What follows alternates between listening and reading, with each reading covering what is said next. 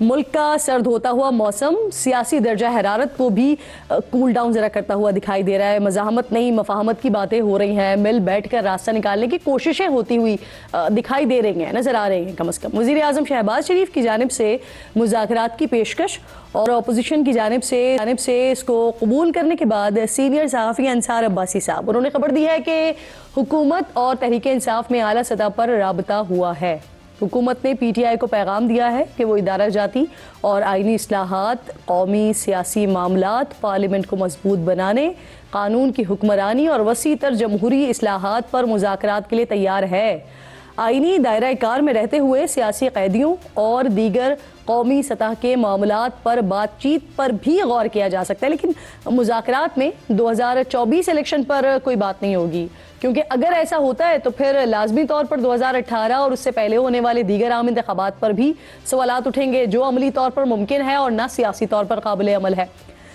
انصار عباسی صاحب کی خبر کے مطابق حکومتی پیغام ملنے کے بعد تحریک انصاف نے یہی موقف اپوزیشن اتحاد تحریک تحفظ آئین پاکستان تک بھی پہنچا دیا. اور کل میرے پروگرام میں وزیر اعظم کے کوارڈینیٹر اختیار ولی خان صاحب نے بھی اشارہ دیا تھا کہ مذاکرات کے آغاز کے لیے تاریخ اور جگہ کا تعین کیا جا رہا ہے. اس صوبے کے وزیر اعلیٰ کر کیا رہے ہیں ایسے وقت میں جب مذاکرات کی باتیں ہو رہی ہیں اور اس کے لیے تاریخ اور جگہ کا تعین ہو رہا ہے, ایسے موقع پر آپ اس کا مزہ کرکرا کرنے کے لیے گئے. There is a group in PTI جو مذاکرات چاہتے ہیں and there is another group جو مذاکرات نہیں چاہتے.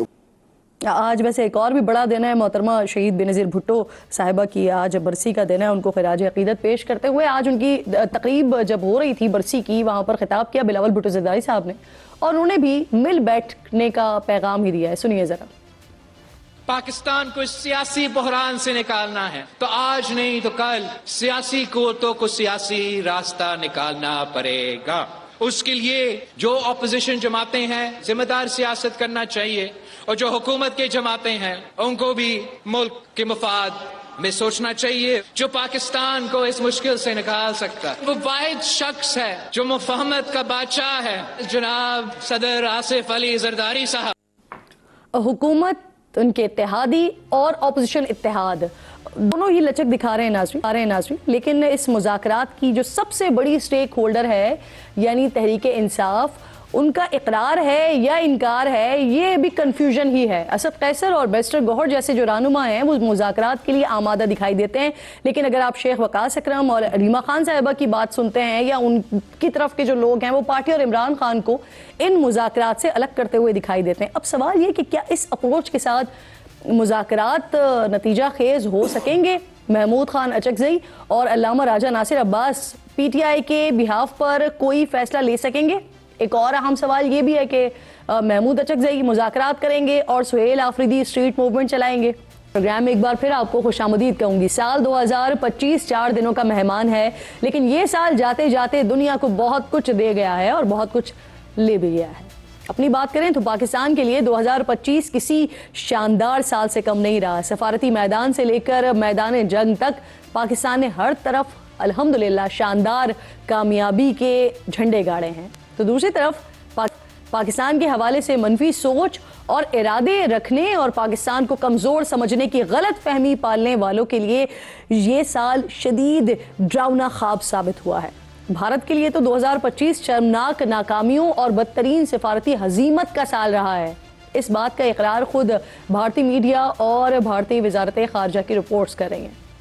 معروف بھارتی اخبار ہے دی ہندو, اس کی ایڈیٹر ہیں سینئر صحافی سہاسنی حیدر نے اپنے کالم میں بی جے پی حکومت کی پالیسیز پر تنقید کرتے ہوئے 2025 کو بھارتی خارجہ پالیسی کے وعدوں کے بکھرنے کا سال قرار دے دیا ہے. کالم کے مطابق بی جے پی حکومت کی علامتی سفارتکاری, ذاتی تعلقات اور بیانیہ سازی حقیقی معاشی, عسکری اور سفارتی طاقت کا نعم البدل ثابت نہیں ہو سکی ہیں. بھارت نے نہ صرف خود سے بلکہ شراکت داروں سے ایسے وعدے کیے جن پر عمل درآمد کے لیے کوئی اثر و رسوخ اور طاقت موجود ہی نہیں تھی. امریکہ کے ساتھ تعلقات پر اخبار نے لکھا کہ سال 2025 بھارت کے لیے اس صدی کا مشکل ترین سال ثابت ہوا ہے, جہاں 25% ٹیرف, روسی تیل پر اضافی پابندیاں اور H1B ویزا پر پابندیوں نے یہ واضح کر دیا کہ واشنگٹن کے ساتھ دلی کی پارٹنرشپ مشروط اور مفاداتی نوعیت کی ہے. کالم میں کہا گیا ہے کہ 2017 کے مقابلے میں 2025 کی امریکی نیشنل سیکیورٹی اسٹریٹجی میں بھارت کا کردار انتہائی حد تک سمیٹ دیا گیا ہے۔ سہاسنی حیدر مزید لکھتی ہے کہ چین اور روس کے ساتھ اعلیٰ سطحی ملاقاتوں کے باوجود لائن آف ایکچوئل کنٹرول پر کوئی ٹھوس سیکیورٹی پیش رفت نہ ہو سکی۔ سرمایہ کاری کی رکاوٹیں برقرار رہیں۔ امریکی دباؤ کے نتیجے میں بھارت کو روسی تیل کے معاملے پر اپنے موقف سے پیچھے ہٹنا پڑا اور بھارت محض علامتی موجودگی تک محدود رہا۔ اخبار نے پہلگام فالس فلیگ آپریشن کو سنگین سیکیورٹی ناکامی قرار دیتے ہوئے پہلگام حملے کے بعد بھارتی عسکری کارروائیوں کو سفارتی سطح پر عالمی حمایت نہ ملنے کا اعتراف بھی کیا ہے۔ ساتھ ہی یہ بھی تسلیم کیا ہے کہ بھارتی کارروائی کے بعد طیاروں کے نقصانات پر خاموشی نے بھارت کی ساکھ کو شدید نقصان پہنچایا ہے، جبکہ سعودی عرب اور پاکستان کے دفاعی باہمی معاہدے کا اعلان بھارت کے لیے ایک اور اضافی دھچکا تھا۔ اخبار نے بھارت اور بنگلہ دیش کے تعلقات پر تبصرہ کرتے ہوئے لکھا کہ دونوں ممالک اب تک کی سب سے کشیدہ سطح پر پہنچ چکے ہیں اور بھارت کا دوسروں کو مورد الزام ٹھہرانا اصلاح اور حقیقت پسندانہ پالیسی سازی کی راہ میں سب سے بڑی رکاوٹ ہے۔ دی ہندو اخبار نے مودی سرکار کو خبردار کیا ہے کہ بھارت وشوا گرو کے بیانیے سے نکل کر وشوا وکٹم کی طرف بڑھ رہا ہے۔ ماہرین کے مطابق دی ہندو اخبار نے بھارت کی کمزور اور دکھاوے کی سفارتکاری کو عیاں کر کے رکھ دیا ہے۔ دوسری طرف پاکستان کے موقف کی تائید دنیا کر رہی ہے۔ اقوام متحدہ سے لے کر بین الاقوامی معتبر ترین جریدے تک پاکستان کی سفارتی کامیابی اور عالمی افق پر طاقتور فیصلہ سازی کی گواہیاں دے رہے ہیں۔ 3 دن پہلے برطانوی جریدے فائنینشل ٹائمز نے chief of defence forces field marshal army chief general Asim Munir کی متاثر کن شخصیت کا اعتراف کرتے ہوئے انہیں بدلتے عالمی نظام میں مؤثر اسٹریٹجک رہنما قرار دیا ہے۔ فائنینشل ٹائمز نے لکھا کہ پاکستان کی قیادت واشنگٹن، بیجنگ، ریاض اور تہران کے درمیان بیک وقت روابط میں متحرک رہی ہے۔ فیلڈ مارشل عاصم منیر نے تیزی سے بدلتی عالمی سیاست میں پاکستان کے لیے نئے سفارتی مواقع پیدا کیے ہیں۔ اس کے علاوہ 2 روز پہلے امریکی میگزین دی ڈپلومیٹ نے پاکستان کو عالمی توجہ کا مرکز قرار دیتے ہوئے کہا کہ 2025 میں پاکستان کئی برسوں بعد دوبارہ عالمی توجہ کا مرکز بن گیا ہے۔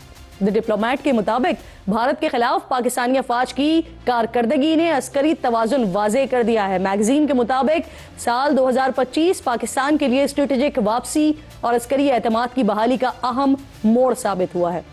امریکی میگزین نے مزید لکھا کہ افواج پاکستان نے بھارتی مہم جوئی کا مؤثر جواب دیا ہے، جس کے اثرات بھارت کے تعلقات پر بھی مرتب ہوئے ہیں۔ دنیا کا مشہور امریکی جریدہ فارن پالیسی بھی پاکستان کی خارجہ پالیسی کا اعتراف کیے بنا نہیں رہ سکا۔ 2 روز پہلے فارن پالیسی نے اپنی رپورٹ میں صدر ڈونلڈ ٹرمپ کی نئی خارجہ پالیسی میں پاکستان کو بڑی کامیابی کے ساتھ ونر جبکہ بھارت کو واضح طور پر لوزر قرار دیا ہے۔ فارن پالیسی نے لکھا ہے کہ پاکستان نے وہ کچھ حاصل کیا جو کئی اتحادی بھی حاصل نہیں کر سکے۔